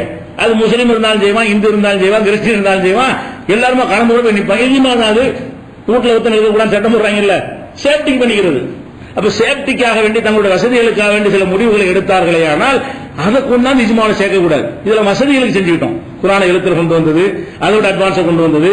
கட்டுறதுக்கு கூரையா இருந்த வருஷம் மாத்தணும், இது அதோட செலவு கம்மி. ஒருவேளை பார்த்தா பெரிய பொருளாதாரம் தெரியும், கணக்கு பண்ணி மாத்தி என்ன வருஷம் மாத்துறது, அதனுடைய அசௌகரியங்கள் எல்லாம் பாத்தீங்கன்னு சொன்னா அதை விட இதுல வசதி உள்ள சேரஞ்சேரி மன்னத்துல வந்து வேஸ்ட்லாம் வீணா போயிடும். கூரையா இருந்தா மழை பெஞ்சுன்னா இப்ப அந்த இதெல்லாம் நம்ம பாதுகாக்கப்படுறோம். நம்ம வசதிக்கு இதெல்லாம் செஞ்சுக்கிட்டோமா, வேற மார்க்கங்கள் செஞ்சோமா இதெல்லாம்? சரி, ஒருத்தன் அப்படி ரசூலுல்லாஹ் மாதிரி கூரை பள்ளியில் தொழுதால் தான் 67 மடங்கு நன்மை, இந்த கட்டட பள்ளியில் தொழுதால் நன்மை இல்லைன்னு சொன்னானா? ரெண்டும் ஒண்ணுதான். இதுல அந்த கட்டடமா கூரைக்கிற டாபிக்கே இல்லை. என்ன மாதிரி வேணாலும் கட்டிட்டு போ, அல்லாஹ்வுடைய பள்ளி ஒரே அந்தஸ்து தான் இல்லாம. அப்ப இந்த மாதிரி உதாரணம் காட்டுவார்களே தவிர இஜ்மான்னு இல்ல. ஒரு மார்க் ஒரு மசால் ஆதாரம் காட்ட இயலாது. ஆனா இஜ்மாவை ஆதாரம் பேசுறாங்க. மனசரிஞ்சு மக்கள்கிட்ட வந்துகிட்டு இஜ்மாங்கிற ஒரு ஆதாரம் மூல ஆதாரம் இருக்கிறது ஒண்ணு கூட காட்ட முடியாது. ஒரு விவாதமே நடக்கும் தெரியுமா? தெரிஞ்சல இஜ்மான்னு ஒரு ஆதாரம் இருக்குன்னு சொல்லி ஒரு நாள் அது 2 நாள் தலைப்பு, ஒரு நாள் முழுசும் இஜ்மாங்கிற தலைப்பு விவாதம். விவாதத்துல கேட்கிறோம், இஜ்மாவுக்கு ஒரு ஆதாரம் சொல்லு, இஜ்மாவுக்கு ஒரு ஆதாரம் சொல்லு. விவாதம் முடிகிற வரைக்கும் ஒரு ஆதாரம், ஒரு ஹதீஸையும் காட்டல, ஒரு குர்ஆன் ஆயத்தையும் காட்டல. சரி, எதுலடா இஜ்மா பண்ணீங்கன்னு அதையாவது காட்டுறான்னு அதுவும் சொல்ல முடியல கடைசி வரைக்கும். அப்ப அந்த விவாதத்தை கேட்டாலே ஒரே ஒரு ஆதாரத்தை கூட காட்ட முடியாத ஒரு விஷயத்தை வைத்துக் கொண்டு அது மறுக்கிறாங்கன்னா மறுக்க வேண்டியதானப்பா. ஒரு ஆதாரம் இல்லாத ஒன்றை நீ எப்படி மார்க்கமாக்க பாக்குற? அது ஒரு விஷயத்தை விளக்கிக்கணும். இப்ப என்ன, அந்த விவாதத்தில் வைக்காவிட்டாலும் பரவாயில்ல, என்ன செய்வாங்கன்னு கேட்டா சில ஆயத்தில் எடுத்துக்கிறாங்க. அதுல இருந்து இஜ்மாவுக்கு ஆதாரமாக்க முடியுமா ஐடியா பண்றது எப்படி? இப்ப 4:115 இது ஒரு ஆதாரம். இஜ்மாக்காரங்களுக்கு என்ன ஆதாரம்? 4:100 அது படிக்கிற பாருங்க, அதுக்கு இஜ்மாக்கு சம்பந்தம் இருக்கா நீங்க பாருங்க. ஒமையு ஷாக்கிக்கு ரசூல், யார் ஒருத்தன் ரசூலுக்கு முரணாக நடக்கிறானோ, மின்பாதி மாத்தபையன லகுல் ஹுதா, நேர்வழி இன்னது என்று தெளிவான பிறகு, நேர்வழி இன்னது என்று அவனுக்கு தெளிவான பிறகு யார் ரசூலுக்கு மாற்றமா நடக்கிறானோ, எத்தபி கைர சபீலில் முஃமினீன், மூமின்களுடைய பாதை அல்லாத பாதையில் செல்கிறானோ, ரசூலுடைய பாதையை விட்டுவிட்டு செல்கிறானோ, மூமின்களுடைய பாதை அல்லாத வேறு பாதையில் செல்கிறானோ, வள்ளிஹி மாத்தவல்லா நுசுலிஹி ஜஹன்னம சாத்து மசீரா, அவனை நரகத்தில் நுழைக்க செய்வோம், அது தங்குமிடங்களில் மகா கெட்டது என்று 405 இருக்கிறது. பார்த்தீர்கள் அல்லாஹ் என்ன சொல்கிறான்? மூமின்களுடைய வழியை பின்பற்ற சொல்கிறான். இந்த வார்த்தை வருகிற எத்தபி கைர சபீலில் முஃமினீன், அப்ப மூமின்கள்லாம் சேர்ந்து ஒரு முடிவெடுப்பார்களே ஆனால் அதையும் ஏற்றுக்கொள்ளணும் அப்படின்னு சொல்லி என்ன செய்யறான்? இந்த ஆயத்தை வைத்துக் கொண்டு முஸ்லிம்களுடைய முடிவெல்லாம் எடுக்கணும் அப்படிங்கிறான். அப்ப மூமின்களுடைய முடிவு எடுக்கணும்னு சொல்றவன் எந்த மூமின்கள் சண்டையா போயிடறான்? மறுபடியும் சஹாபியா, தாபியா, மக்காவாசியா, மதீனாவாசி, அது தனியா விட்டுருவோம். இதுல என்ன பிரச்சனை கேட்டா, மூமின்கள் வார்த்தை இருக்குல்ல, அது 2 அர்த்தத்தில் பயன்படுத்தப்படும். ஒன்னு, நம்ம சம்பந்தப்பட்ட விஷயங்கள், கல்யாணம் பண்ண வேண்டியது, ஒருத்தர் கடையில் வேலைக்கு சேர்க்க வேண்டியது, இதுக்கெல்லாம் ஒருத்தர் மூமின் கண்டுபிடிக்கும். ஆனா அல்லாட்ட மூமின் ஆவானவன் அது அல்லாஹ்வுக்கு தான் தெரியும். ஒரு பொண்ணு கொடுக்குற ஒரு ஆளுக்கு என்ன பேர் மூமின் தான், பாப்பா வேற மூமின், இது மூமின் சொல்ல முடியுமா? நம்ம பொண்ணு கொடுக்கறதுக்காக வேண்டி, பொண்ணு எடுக்கிறதுக்காக வேண்டி ஒருத்தர் மூமின் சொல்லுவோம். அப்ப நம்ம சம்பந்தப்பட்ட விஷயங்கள்ல ஒருத்தர் மூமின் என்று சொன்னால் உலகத்தில் வெளிப்படையான விஷயத்தில் மூமினா இருக்கிறாரு இந்த அர்த்தம். அது அல்லாட்ட மூமின் ஒன்று இருக்குது, மூமினுக்கு சொர்க்கம் இருக்கு. இவர் மூமின் தானே, இவர் கண்டிப்பா சொர்க்கமான சொல்ல முடியுமா? இவர் மூமின் என் பொண்ணை கொடுக்கலாம், இவர் மூமின் அதனால சொர்க்கமாக சொல்ல முடியாது. எனக்கு என் பார்வையில் மூமினா தெரிகிறாரு, இறைவன்ட்ட ஒரு மூமினா இருந்தா சொர்க்கம் எனக்கு தெரியாது. இறைவன்ட்ட ஒருத்தர் மூமினா இருந்தால் நமக்கு தெரியாதுல. இப்ப நான் என்ன கேட்கிறேன், மூமின்கள் பாதையை பின்பற்றணும் தெரியல, மூமின்லாம் யாரு சொல்லுப்ப, எப்படி கண்டுபிடிக்கிறது? மூமின்கள் போன பாதையெல்லாம் பின்பற்றணும் நான் பின்பற்றிக்கிறோமா? அவர் மூமின்லாம் இருந்தாரு, அனைத்து முஸ்லிம் ஓட்டர் மடத்தில் நிறைய பேர் அவர் 1 நம்பர் மூமின் என்ன செய்வாங்க, சீல் குத்துவாங்க. அப்ப அவர் மூமின் எடுத்துக்கிறோமா? அப்ப என்ன மூமினுக்கு என்ன அளவுகள் பின்பற்றணும்? அது முடிவே நம்ம எடுக்க முடியாத, மூமின் யாருன்னு தெரியாது. பின்பற்றுவது என்று சொன்னால் நிஜமான மூமினா இருக்கணும், அல்லாஹ்வால் மூமின் அங்கீகரிக்கப்பட்டவனா இருக்கணும், அது நமக்கு தெரியும். அப்ப நீங்க சொல்ல அர்த்தத்தில் வரல. மூமின்களுடைய பாதை என்றால் மூமின்கள் செல்ல வேண்டிய பாதைன்னு அர்த்தம். மூமின்கள் பாதை என்னது? மூமின்கள் செல்வதற்கு ஒரு பாதை இருக்கிறது, அந்த பாதை அல்லாஹ் குர்ஆனில் சொல்லி தந்திருக்கிறான். மூமின்கள் செல்ல வேண்டிய பாதை என்ன? அதை வேறு ஒரு வசனத்தில் எல்லாம் சொல்லி காட்டுகிறான். என்ன சொல்றான்னு கேட்டா, இன்னமா காண மாக்கானலி மூமினின் வலா மூமினத்தின், மூமினான ஆணாக இருந்தாலும் மூமினான பெண்ணாக இருந்தாலும், இதா கலல்லாஹு வ ரசூலுஹு அம்ரா, அல்லாஹ்வும் ரசூலும் ஒரு முடிவை எடுத்து விட்டார்கள் என்று சொன்னால், ஐயக்கூன லஹுமுல் ஹியரத்து மின் அம்ரிஹிம், அவர்களுடைய காரியங்களில் சுய விருப்பம் கொள்ளுகிற அதிகாரம் இல்லை. மூமினான ஆணாக இருந்தாலும் பெண்ணாக இருந்தாலும் அல்லாஹ்வும் ரசூல் ஒரு முடிவை எடுத்த பிறகு தங்கள் காரியத்தில் சுய விருப்பம் கொண்டு ஒரு முடிவு எடுக்கிற அதிகாரம் யாருக்கும் இல்லை. அல்லாஹ் சொல்லி காட்டுகிறான். ஒமை யாசில்லாஹ வ ரசூலஹு ஃபகல் லல்லாஹு முபீனா, அல்லாஹ் ரசூலுக்கு மாற்றமாக நடக்கிறானோ அவன் பகிரங்கமாக வழிகட்டு விட்டான்னு வருது. இப்ப என்ன விஷயம்? மூமின் எப்படி நடக்கணும்? அல்லாஹ்வும் ரசூலும் ஒன்றை சொல்லிவிட்டால் எனக்கு சொந்த கருத்து இல்லை, என் கருத்தை நான் சொல்ல மாட்டேன், என் கருத்துக்கு மாற்றமா அது இருந்தாலும் அதை ஏற்றுக்கொண்டு என் கருத்தை விட்டுருவேன், இதான் மூமின்கள் சொல்லணும். இந்த பாதையை பின்பற்றுங்க அல்லாஹ். மூமின்கள் பாதை என்ன? ஒவ்வொரு மூமினா கண்டுபிடிச்சுக்கிட்டு அவர் மூமினா, நீங்க வாங்க, நீங்க மூமின் வாங்க, நீங்க எந்த பாதையில போறீங்க, இப்படியா? அட மூமினை கண்டுபிடிக்க இயலாத எப்படி பின்பற்றுவீங்க? அவ பின்பற்றுவது என்பது ஆளுகளை கண்டுபிடித்து பின்பற்றுவதை பற்றி பேசவில்லை. மூமின்களுக்கு ஒரு சில இலக்கணம் இருக்கிறது, அந்த இலக்கணத்தில் வாழ்ந்தவர்கள் எப்படி போனாங்கன்னு குர்ஆன்ல சொல்லி தரப்பட்டிருக்கிறது. இன்னமா இது இருக்குது 33, 36 நான் சொன்ன வசனம் இருக்கிறது. இன்னொரு வசனம் என்ன இருக்குன்னு கேட்டா, இன்னமா கான கவுலல் முஃமினீன், மூமின்களுடைய சொல் என்னவாக இருக்க வேண்டும் என்றால், இதா தூ இலல்லாஹி வ ரசூலிஹி, அல்லாஹ்வின் பக்கம் ரசூலின் பக்கம் அழைக்கப்படும் பொழுது, லியஹ்கும பைனஹும், அவர்களுக்கு மத்தியிலே தீர்ப்பளிப்பதற்காக அழைக்கப்படும் பொழுது, ஐயகூலு சமிஅனா வ அதானா, செவிமடுத்தோம் கட்டுப்பட்டோம் என்பதுதான் மூமின்கள் சொல்லாக இருக்க வேண்டும். அல்லாஹ் சொல்லிட்டான் என்றால், ரசூல் சொல்லிவிட்டார்கள் என்று சொன்னால் செவிமடுத்தோம் கட்டுப்பட்டோம் என்பதுதான் மூமின்களின் சொல்லாக இருக்க வேண்டும், வேறு சொல் இருக்கக்கூடாது.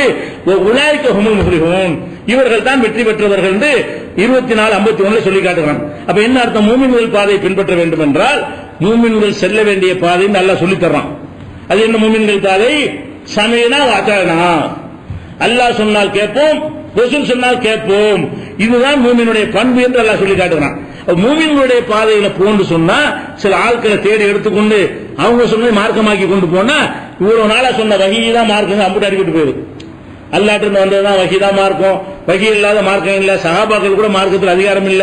அல்லாஹ்வுடைய ரசூலுக்கு கூட வகி இல்லாமல் சிலர் சொல்லி இருப்பார்களே, ஆனால் அது மார்க்கமாகாது என்றெல்லாம் சொன்ன ஆதாரங்களுக்கு மாத்தமாகவா இந்த ஆயத்தை விளக்கம் கொடுக்கிறது. இஜ்மாக்கு இதை கொண்டு என்ன செய்யறாங்க?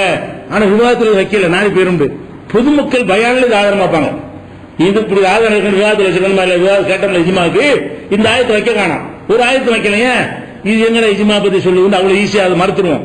அதனால ஆதாரமா கடைசி வரைக்கும் அந்த விவாதம் முடிகிற வரைக்கும் காட்டாம ஒரு ஆதாரம் இல்லை என்று ஒப்புக்கொண்டு போன காட்சி நீங்க பாத்தீங்க.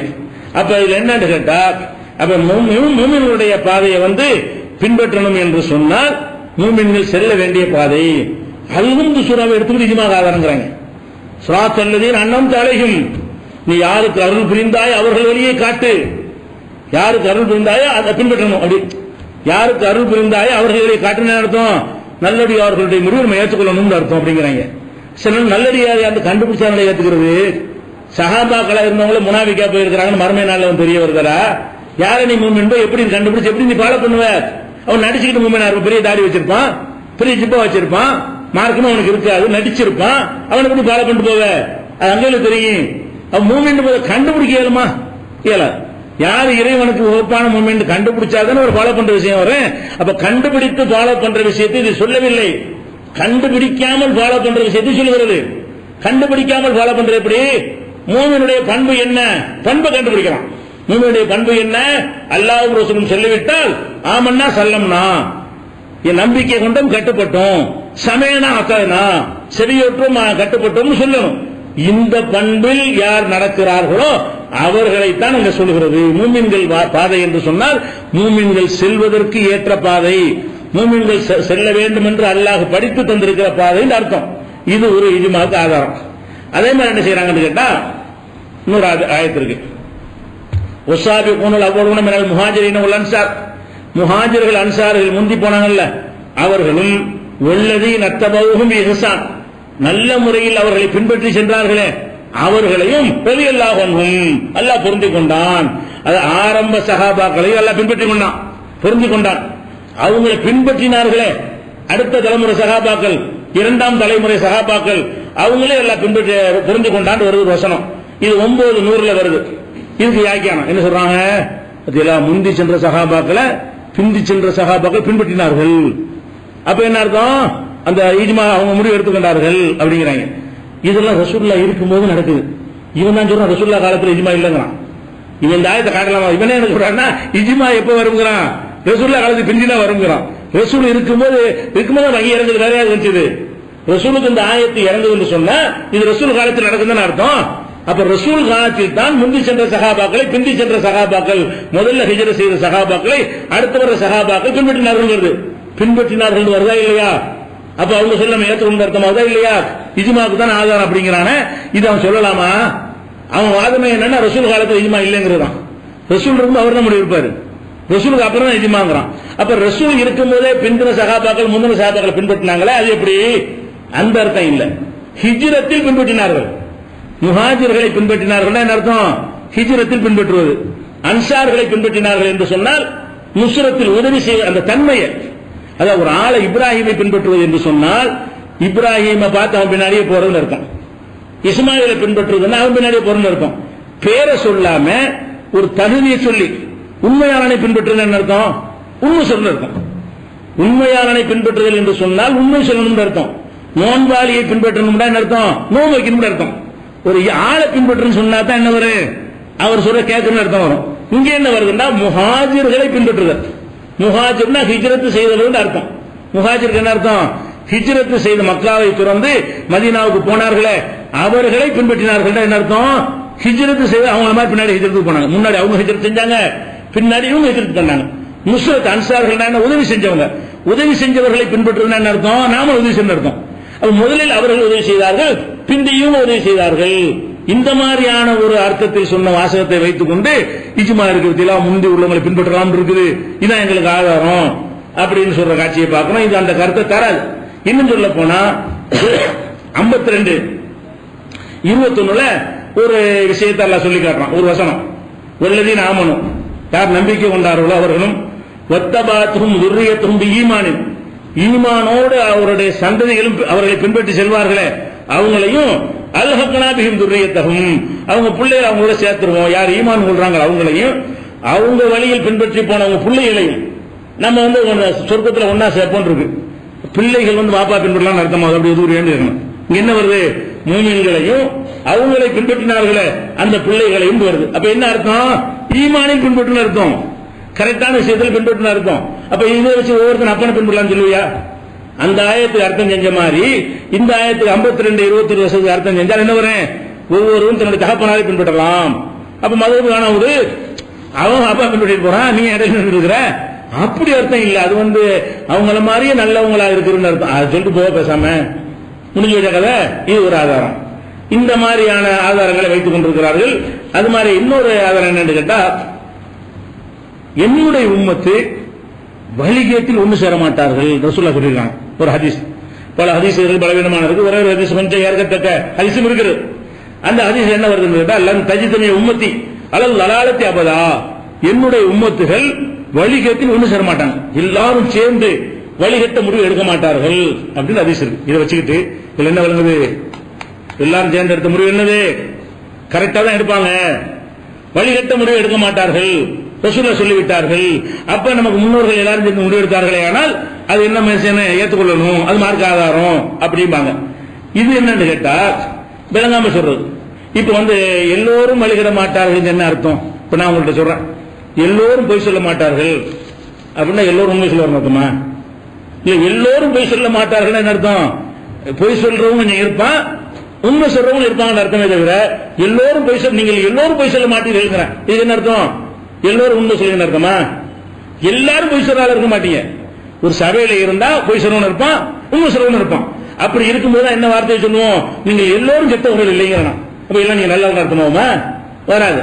அப்ப எல்லோரும் கெட்டவர் இல்லை என்று சொன்னால் கெட்டவரும் இருப்பார்கள், நல்லவரும் இருப்பார்கள். அப்ப என் உம்மத்து எல்லோரும் வழிகேட்டில் போக மாட்டார்கள் என்றால் கொஞ்சம் பேராவது உங்களை ஏற்றிருக்கிறோம்ல, நீ உலகமெல்லாம் திரண்டாலும் அந்த வேலை இருந்து கொண்டிருப்பார். ஒவ்வொரு காலத்திலையும் 50 பேர் ஜமாத்துருவா கூட்டினாலும் சரி, நீ ஊரையே திரட்டினாலும் சரி, நீ தீர்மானம் போட்டாலும் சரி, போராட்டம் பண்ணினாலும் சரி, அசைக்க முடியாம இங்க ஒரு கூட்டம் நிக்குதுல, இதே மாதிரி ஒவ்வொரு காலத்தில் நிற்பார்கள். அப்ப ஒரு காலத்தில் வழிகேட்டில் ஒண்ணு சேரலையே, வழிகேட்டில் கூப்பிடுற 50 பேரையும் கூப்பிடுற, சார் நாங்க சேராம இருக்கிறோம். வழிகேட்டில் இந்த உம்மத்து ஒன்று சேர மாட்டார்கள் என்று சொன்னால் வழிகேடான முடிவை அதிகமான மக்கள் எடுத்தாலும் எதிர்க்கக்கூடியவர்கள் இருப்பார்கள். ஒரு காலத்திலேயே எந்த காலத்தில் தர்கா கட்டினாலும் அதை எதிர்க்கிறவன் இருந்துதான் இருந்திருக்கான். இன்னைக்கு ரெக்கார்டு உள்ள காலத்தில் வாழ்றோம், அதனால பரவி போயிடுச்சு. அன்னைக்கு அவசரம் அந்த ஊரோட போயிடும். எதுக்காம இருந்தாங்க? ஒவ்வொரு ஊர்லயும் தர்கா கட்டும்போது நம்ம எடுத்த மாதிரி எடுத்தாங்க, அவன் எடுத்து அந்த ஊருக்கு தான் தெரியும். பேப்பர் கிடையாது, நியூஸ் கிடையாது, டிவி கிடையாது, வீடியோ ஆடியோ கிடையாது, ஒன்றும் கிடையாது. அவருடைய உரை ரெக்கார்ட் பண்ணப்பட்டது கிடையாது.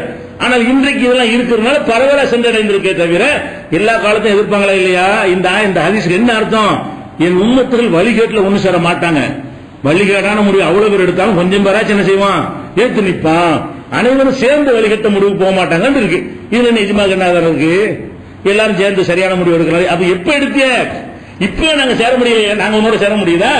எங்களை மாதிரி கொள்கை உள்ளவர்கள் ஒரு காலத்துல இருந்தாங்கல்ல, அவங்க உன்னோட சேருவாங்க. தர்காக்காரனோட தர்கா எதுக்கணும் எப்படி சேருவான்? மதுஹபுக்காரனோட மதுஹப் எதுக்கணும் எப்படி சேர்ந்திருப்பான்? ஒரு காலத்திலையும் ஒரு ஹனபியோட சாமி எப்படி சேர்ந்திருப்பான்? அவனுக்கு ஒரு சட்டம், இவனுக்கு ஒரு சட்டம். ஒவ்வொரு காலத்திலையும் மாலிகோட ஹம்பல் எப்படி சேர்ந்திருப்பான்? ஒவ்வொரு காலத்திலும் சேரவே மாட்டான், அவன் தனியாக தான் நிற்பான். அப்ப எல்லாரும் சேர்ந்து முடிவது அந்த அர்த்தம் கிடையாது. வழிகேட்டில் எல்லோரும் சேர்ந்து வழிகேட்ட போக மாட்டான். எந்த காலமா இருந்தாலும் ஹக்க சொல்ற கூட்டம் வந்துகிட்டே இருக்கும். அனைவரும் சேர்ந்து வழிகட மாட்டார்கள் என்கிற ஒரு வசனத்தை, ஹதீஸை தப்பான முறையில் என்ன செய்யறாங்க? பயன்படுத்திக் கொண்டிருக்கிறார்கள். இது ஒரு விஷயம். அது போக இன்ஷா அல்லாஹ் இன்னும் இஜ்மா சம்பந்தமாக இன்னும் சில விஷயங்கள் இருக்கிறது. இது கியாஸ்ங்கிறாங்க. இஜ்மாக்கு அப்புறம் கியாஸ்னா என்ன என்பதையும் இஜ்மாவில் சில எஞ்சிய விஷயத்தை இன்ஷா அல்லாஹ் நாளைக்கு பார்க்கலாம்.